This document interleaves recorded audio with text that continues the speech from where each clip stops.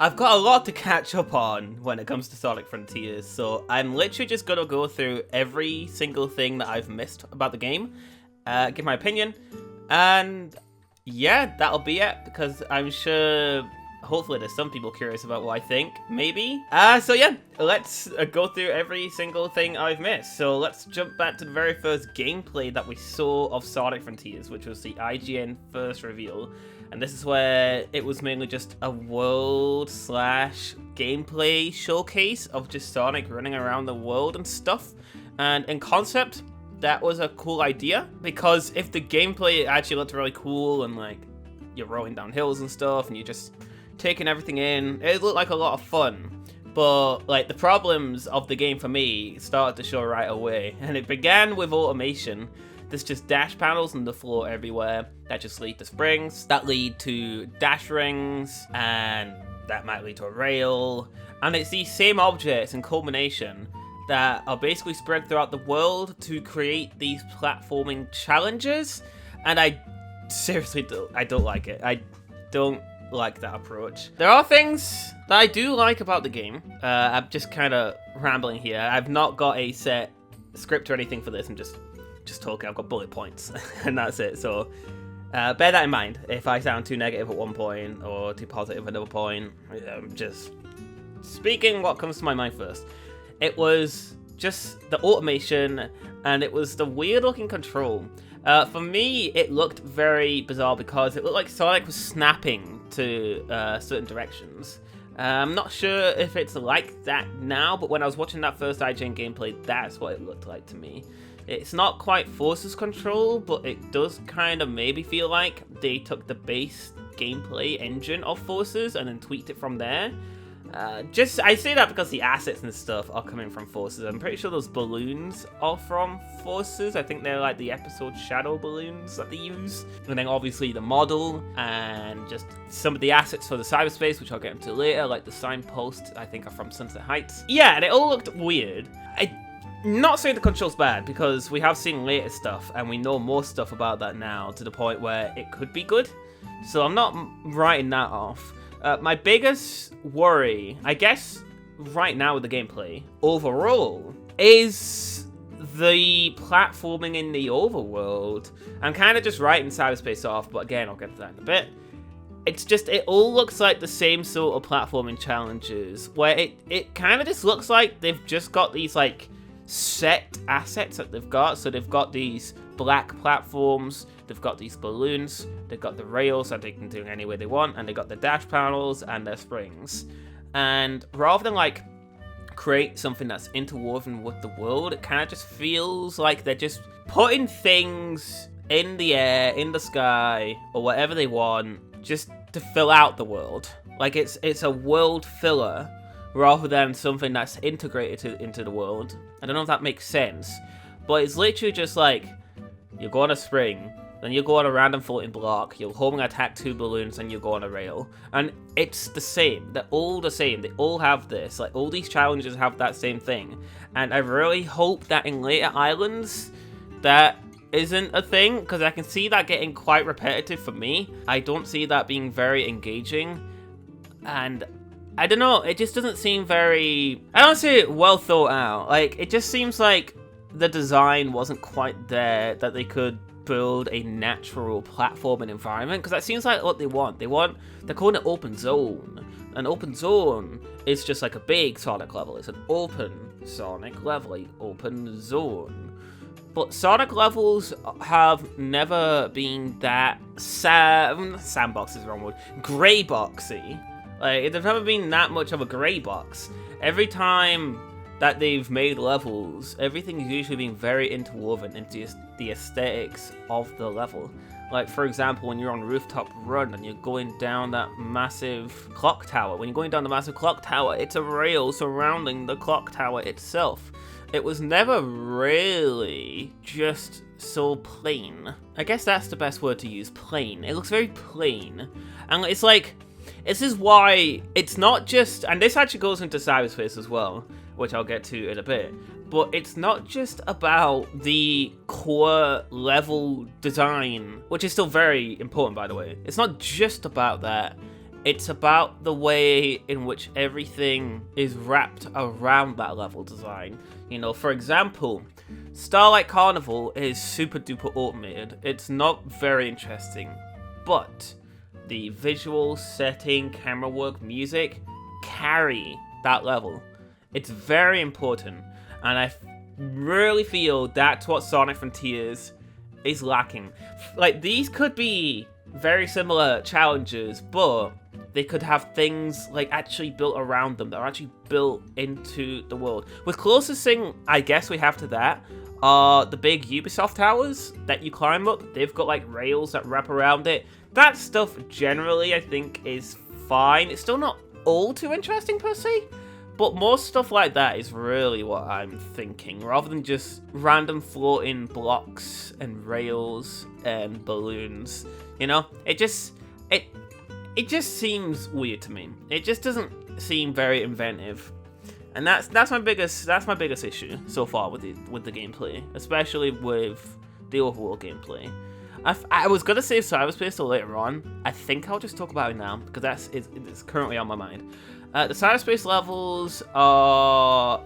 I don't like them at all. I'm sure that was very obvious that I was going to say that. Basically, obviously, nostalgia pandering, they're reusing all the assets from side generations. You know, they've not really found a really clever way of implementing them. Like, oh, it's Sonic's memories. Like, I would believe that more as a creative decision if the assets were new. But they are reused assets from generations, all of them. So I can't buy into the fact that it's a creative decision. I'm confident the decision was made based around the fact that it was a failsafe, is what I think it was. They were maybe worried that there's a potential that people don't dig the open world stuff, so they have the Cyberspace linear Sonic levels in there, and they add a lot of them so that they could be technically its own game as well. Just like Forces was its own game. Like, I feel like they're going for the same length with the Cyberspace levels as they are with like all the Forces levels combined, so that people still have one thing that they really like about the game. I think that was what they went for, and they had to think of a compromise because they didn't have enough development time to build brand new, fully fleshed out levels. They needed a way to like cut it short, make it quick, and they went, okay, use these assets, jumble the assets together, and we'll say it's like Sonic's memories or something. That's the general idea of what I get. And then obviously it's reusing all the level design as well. Again, I really do think that's to save on resources. It means they need one less level designer, because they don't really have to design levels, they just have to copy levels, which isn't really the same. It's just copying the level designs of other levels without anything surrounding it, without any set pieces or anything. Which goes back to what I was saying about the open world stuff, where nothing's really interwoven. So if you're looking at, I think it's one of the Green Hill levels, or it's Sky Sanctuary, there's just multiple rail sections in a row, and it just looks so, like, level generated to me. But that is actually the level design from Unleashed. But it doesn't feel like that in Unleashed, because everything surrounding Windmill Isle Act 2 in Unleashed makes the stage super dynamic. But there's none of that in this game. So it just comes across, it makes the boost look really bad. And it's another reason why I really dislike Forces, is because it's given the boost such a terrible reputation. I love the boost. It's my favorite Sonic gameplay. And Generations absolutely, like, nailed it. Unleashed even nailed it, and on its first try in 3D. So to see it being resorted to this, it's not nice, because it kind of just reaffirms to people like that, yeah, we're sick of the boost. When it's really not the boost, it's because these levels haven't really been designed. You know, they're not original levels, original level designs, all original themes. So they're just going to look bog standard and basic. And that's the main issue. I did see the city level. I saw that people were pretty hyped about the city level. It was like a 17-second gameplay clip, and I wasn't impressed by it as well. I don't know. The cars are not moving. Like, they're just parked in the middle of the road. I don't know why they're not moving. I feel like you would want to avoid the obstacles that are the cars. I don't quite get that. And it's like, there are alternate paths, but they're all just like jump into a dash ring, now you're on a rail. Jump to another dash ring, now you're on another rail. Jump to another dash ring, now you're on another rail. It's very basic. It's like a very basic way to add alternate paths. I just wish it was more cleverly intertwined, is my thing. It looks like the least rubbish level of the Cyberspace, but I won't be paying Cyberspace any attention, really. I mean, I'll be playing it, but it's not the main part of the game, so I'm not going to be giving it any... I don't know, it's annoying, I really dislike it, but the fact that that is not the whole game makes me less annoyed at it. Like, I am annoyed per se. I do think it's lazy in a sense. Well, I guess I don't know the circumstances behind how much time they've had to actually develop this game. It's a compromise. It's compromise. That's the word I'll use. I won't use lazy. It feels like a compromise rather than something they wanted to do. It feels like something they half wanted to do, but the only way they could do it was if they did it in a really rushed way. So that, yeah. I think that's what I would say. So yeah, though I don't like Cyberspace at all. I really don't. So there's my answer to that. I'm sure that was fairly predictable. What's next? Okay, the combat. That's the next thing they showed after the... Oh, I just knocked my mic. Sorry. The combat is what they showed straight after the first gameplay. The combat looks okay. Doesn't look bad. It does look flashy. I think that's cool. I guess my biggest worry is that it's going to get repetitive. Like, there's only so many times you can watch one of those auto attack cutscenes and not get bored. I'm hesitant to say that the combat is going to be really good. I think it's going to be fine. I think it's going to be there, and it'll be cool at first, and I think it'll probably wear off. At least for me. I think for me it's going to wear off. I don't really have much more to add. I guess I'll talk about the Cyloop, because that kind of goes into the combat. I like the Cyloop. When they first ever showed it off in that, I think they showed like a 40-second teaser for the IGN first gameplay, and the Cyloop looked really bad. I couldn't believe it. It was like this really small, wimpy Sonic running around a tiny circle and just hitting the enemy up, and I was like, really? That's the Cyloop? Because when I imagined the Cyloop, I imagined Sonic running around multiple enemies in a massive circle. But we do have that. It was just that gameplay. We've seen in later gameplay reveals that they have, indeed, you can do that. You can run around massive enemies, you can run around titans, and that's awesome. I actually think it looks really fun. And the fact that you can boost while doing that actually looks really seamless. And I think it's the only part of the combat where I think it's actually, like, really good. Like, I think that's a good implementation of combat, because Sonic is literally moving. Like, it's a movement-based attack. And that's what I think combat should be for Sonic, since he's all about movement. So I like that. I think that looks cool. I hope that doesn't get too repetitive, because that looked really fun. So I've got hopes for that. And I guess speaking of the combat, and this is jumping way later on into the second island, but there was this Titan Sonic was fighting, and there was like a fence around him, and he could like bounce off of that fence, and it's kind of like a laser wisp.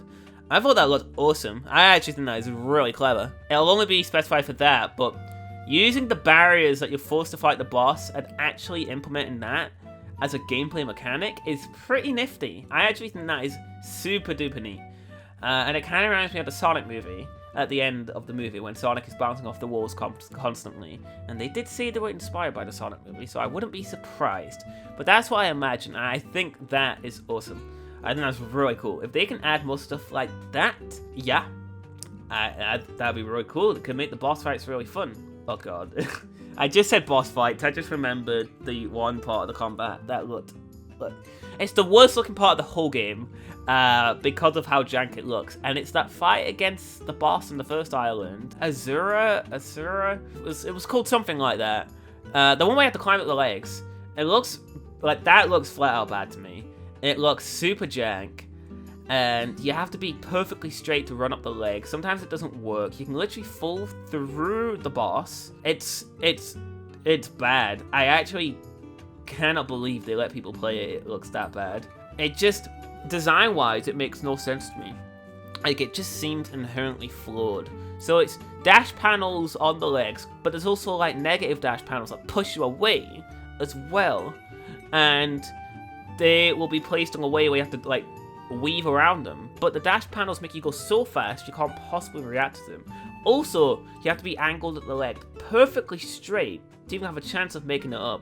And then furthermore, if you're angled slightly wrong, you're just gonna run off the side of the leg. It just seems poorly designed to me. It doesn't make sense. Like, why are there not like guardrails or something at each side of the leg to reduce the margin of error due to a really finicky position that the player might be standing in? It just seems, it seems super well unthought out. That doesn't even make sense. It doesn't seem well thought out at all. And it's the one single part of the game that I'm like, that looks bad. Like, that looks actually really bad. So I really hope they polish that up before the game releases. And people have pointed that boss out as being the most finicky thing. I'm pretty sure the IGN person said it as well. And when they showed their gameplay clip, Sonic was literally like jittering and he like flew off the side of the leg and it looked really bad. It did not look good. It looked really glitchy. So I really hope they fix that. It's the one part of the game, the one single part of the game that actually looks, from a gameplay standpoint, super jank. The visuals look okay. Like graphically, from a technical standpoint, the graphics are good. I'm still not like into the art style per se. They keep on saying they want it to be mysterious, and it's like, fine, okay, but it just looks kind of generic to me. I think the second island definitely looks a lot more interesting, and they've got like the cacti with the blue lights. It looks pretty cool, so I like that. I like the look of the runnable walls that you run up on, but again, that's another like copy-paste asset that they've pasted around like the worlds. So it kind of loses its charm after a bit for me. Yeah, it's weird. Rather than like create full assets, they've got specific tiled assets that they repeat the tiles for. Yeah, I don't know. It gives the game a just an inorganic look. Like I said earlier, things aren't interwoven into the world. So yeah, it's kind of like the challenge rooms in Mario Odyssey, where the backgrounds are just really generic white backgrounds with just colored blocks placed, and I really dislike them. They weren't part of like the proper main game, so it's fine, but yeah, that's the feeling it gives off to me. Hopefully that's an apt comparison, an apt enough comparison. What's next? Oh yes, they had the Sonic Central, and then they had a tiny gameplay reveal for Sonic Frontiers, and it was the fact that they're copying the dragons from Breath of the Wild, which I thought was really funny. They did this like massive countdown, like 3, 2, 1, as if it was going to be this like massive reveal, and it was just like dragons from Breath of the Wild that you do quick steps on. I don't know, I didn't think that was very exciting. It's interesting for sure. There's an interesting way to implement the dragons, trying to apply like actual speed to it. Like, it's nifty in idea, but in execution it is just a quick step section. To me, that's not very interesting at all. So I don't know, I thought that was really funny. And then after that, we had the Summer Game Fest, where they kept on hiding the demo and we had to get like sneak peeks. People had to like secretly film footage of Sonic Frontiers at the Summer Game Fest. Like, it was really bad. I don't know why Sega was so secretive of that. And that's where we found out a bunch of other gameplay stuff. It's where we saw the skill tree. It's where we saw the drop dash. It's where we've seen some cutscenes. And a whole bunch of stuff. No, I'll get to my like conclusion later on of what I think this game's gonna be. But yeah, it was interesting. But we'll talk more about the demo in a bit, because they also had it at Gamescom. Speaking of Gamescom, that's when they had the story trailer for the game, and they had the CG cutscenes, and I was like really excited, like, yes, CG. I love these CG cutscenes, man. Let's have them in the game. They're not in the game. I think there might be a CG cutscene in the game at the start. I'm pretty sure that was mentioned. But those ones that were in the trailer are not in the game. Because there's a cutscene that uses the same voice line that Roger used in the CG cutscene. So I'm pretty confident it's not the same. And I assume this is due to like time of day. I assume this is due to cosmetics and things like that. So it is understandable, but I really hope they have one at least to start. They've got like this really cool CG cutscene at the start, maybe the end, just to show that they're not just trying to cheap out, and it is because of, you know, real-time gameplay stuff, you know. So yeah, the story trailer was a good trailer. It was a well-made trailer. They were cutting the cyberspace clips really fast, and I think obviously it's because it's not all that great looking, they cut through it like super fast, like it was like 2 seconds of Cyberspace. Like the rest was open world stuff. And the open world stuff looked pretty decent. They had like a part where Sonic was doing like that circle attack on an enemy. It was like the quick side loop, and then he like dodges, and it actually looked pretty nifty. I was like, actually, that part of the trailer looked cool. The trailer music was really good, and yeah, the CG was good, and yeah. I mean, I don't have much to say on the story per se. I don't want to be tricked again like I was with Sonic Forces, so I'm not really having any hopes for the story. I mean, I hope that it's good, but I'm not getting my expectations up whatsoever, just because of Forces. Like, Forces was set up to like have an amazing story, and then it had like just another bog standard Sonic story from the 2010s, so it's, yeah, not getting my hopes up for the story, but I do hope it's good. And there are more things to point towards this actually being an interesting story this time around, obviously with Ian Flynn writing, and the new voice direction. So Roger Craig Smith has a new direction. It's so weird. So I heard the it's like one of the opening cutscenes for the game, and I heard it. It's so bizarre. I'm not sure I'm a fan. I'm a fan. Like, I respect it. I think it's cool that they're trying something new. Like, I like that, but I'm not sold on it. It feels like he's like trying too hard to sound deep rather than just sounding natural. It's funny, Sonic Colors to me is when Roger Craig Smith sounded the most natural. It's still my favorite performance from him, like, other than Sonic Boom. Because it was really good in Sonic Boom, and it fit the character in Boom perfectly. But yeah, in the main series, Colors is where I thought he was best. But I do respect trying a new direction and seeing if it works. Like, I'm very curious to see how it's going to pan out throughout the rest of the game. So I'm not totally writing it off, just not sold on it. But the writing seems okay. There was a part with Eggman, and the writing seemed a bit like, I don't know, self-referential? Like, he was talking about how he built stuff like the cyberspace, whatever, before, but this far outdoes what I've ever done. I'm not too big of a fan of like self-referential stuff. It's like meta stuff. I don't like that type of stuff. It's a really personal thing. I'm not really holding the story back like at all for it. You know, like, well, I'm gonna wait until I see the full game. But yeah, I thought it was worthy to know that. So yeah, story seems interesting. And then we had the gameplay from Gamescom, and we actually got a crap ton of this. So in typical Sega fashion, they broke the demo, so they got past places they shouldn't have been able to go. I do think that's pretty funny. Like, Sega really needs to get on their shit. Like, I don't know. It just seems wild to me. They managed to do that. And so we saw one of the cutscenes with that massive time from the story trailer. And that cutscene was actually really good. Like, it was actually super duper good. Like, Sonic does this really cool dodge, and then it throws into the sky, and then it goes into gameplay. It doesn't go into gameplay completely seamlessly, is my big issue. It like cuts to a black screen, and then it gets into the gameplay. If they manage to do that, like, on the fly, like Xenoblade 3, when it transitions from cutscene to battle, like, instantly, that would have been super duper solid. You know, I would have loved that. They almost got it, but not quite. But yeah, then he throws Sonic, and pretty mental. It's pretty crazy, and I thought it was really neat, and that's pretty awesome. Again, I'm not getting my hopes up for the story because of Forces, but there are definitely things that give it more potential. So that's my stance on the story. And then yeah, we got more demo gameplay, and this is where we got full Cyberspace gameplay, which is what I'm writing it off. I'm writing off Cyberspace. It's just something I'm not gonna like, because it just seems very standard, typical. It's basically what I expected when I heard that they're reusing Generations assets. It's exactly what I expected. It's just copying level designs, reusing all the assets. Curious to hear the music. I hope the music's really good. I hear Sky Sanctuary has a vocal theme. That could be exciting. So, yeah. And then the latest thing we have for Sonic Frontiers is the new music. So we got the reveal of both the ending theme, which I think is really weird and they probably shouldn't have released in my opinion, and the main theme, the vocal theme. I'll get the negative one out the way first. I'm not big on Vandalize. It's annoying, you know, because I really like everything about it except for the lyrics. I really dislike the lyrics. Like, it sounds like some weird like love song. I don't see how it could possibly fit into the story of the game.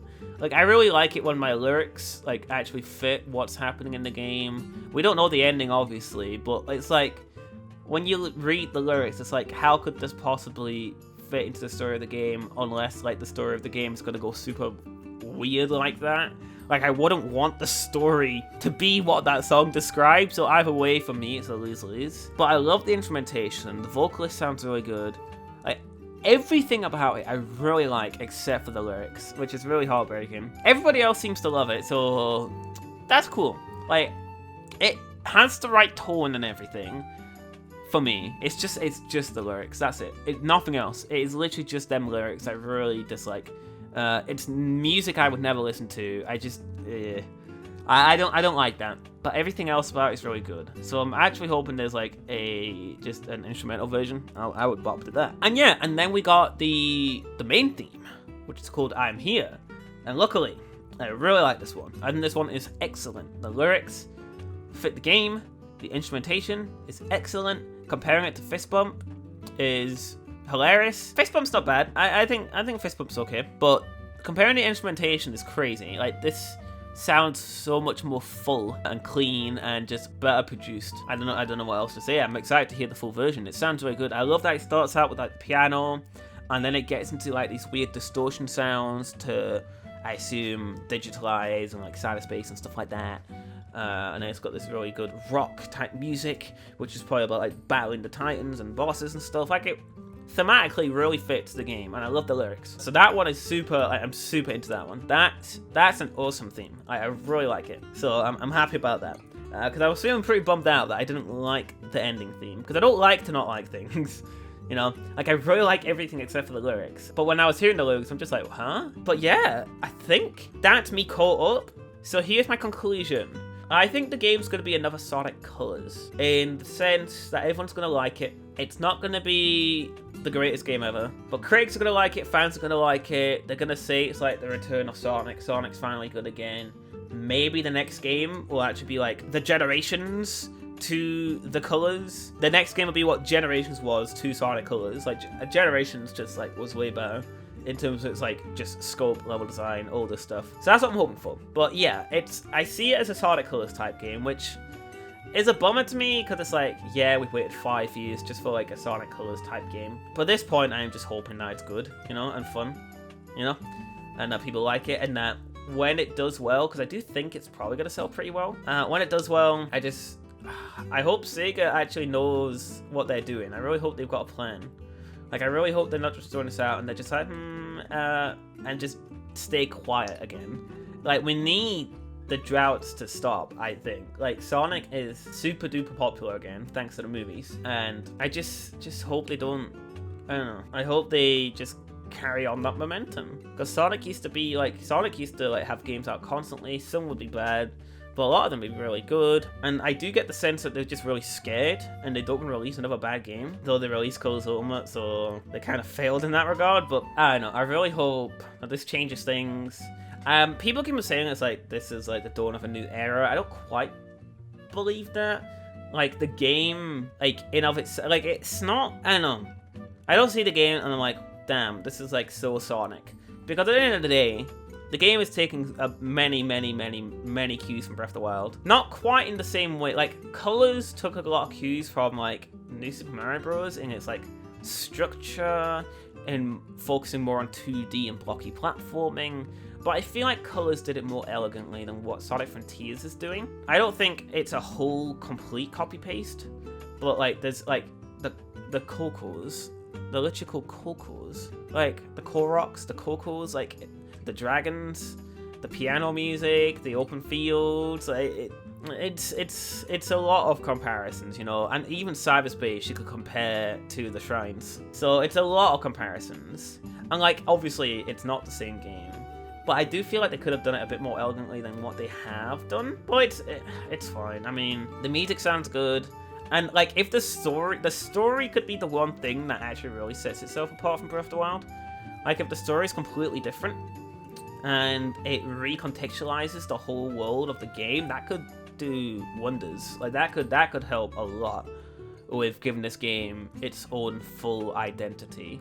Like, because in terms of Sonic, it definitely has its own identity, but in terms of, like, open world games in general, I just don't think it has that much of an identity. The way I see Frontiers is the same way I see Sonic Lost World, where Sonic Lost World really tried to copy, like, New Super Mario Bros. And the Galaxy games.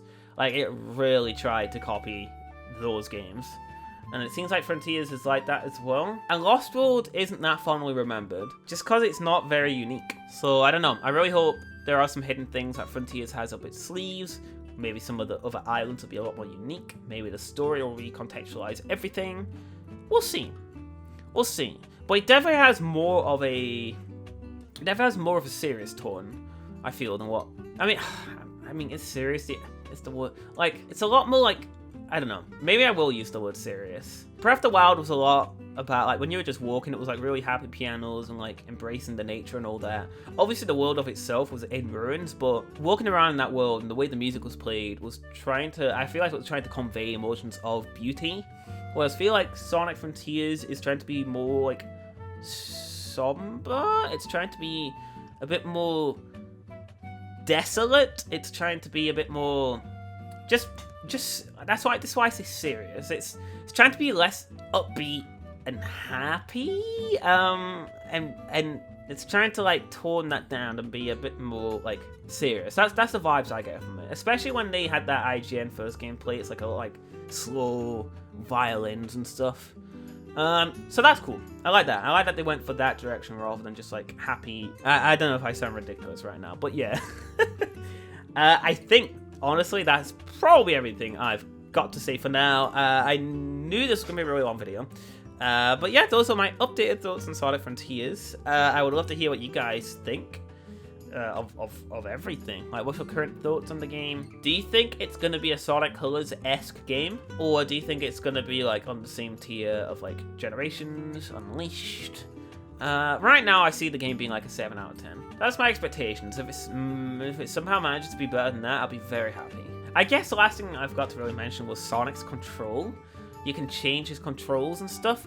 That's super interesting. Like, if there's actual, like, I don't know. You could look at it two ways. You could either look at it that they want to give you more control, or they don't know how to get the control right, so they just give it to you. I'm hoping it's just the first option where, you know, the game already has good control, but you can tweak it to however you want. That just reminded me, though, there's the two playstyles, the high speed and the action. Like, this is basically like easy and hard for control. But, like, the hard version for Sonic veterans, the boost is limited. I do think that's a mistake. I don't know why they would limit the boost in, like, the open world at least. Like, in the Cyberspace, you could argue it gives purpose to, like, quick stepping, collecting rings, defeating the enemies. But because in the open world everything's so far and spread out, I think that's, like, you don't need that. The moment-to-moment gameplay should just be the thrill of running through a massive zone in the open world, rather than, like, quick reactions, collecting rings, defeating enemies. So I really hope that there's, like, upgrades that basically make it so there is no boost meter in the open world. But to me, that seems like a humongous mistake. So I really hope that doesn't hinder the game. I really hope it's not just like I'm boosting for ages and then I stop, and then I have to wait for the boost meter to refill, and then I go again. That seems odd. Very, very odd. And then that meter is in, it looks like the Breath of the Wild meter as well, so it's another comparison. But yeah, I think that's everything. So yeah, if you watched the whole thing, I appreciate you watching, and I guess I'll catch you guys later. Peace out.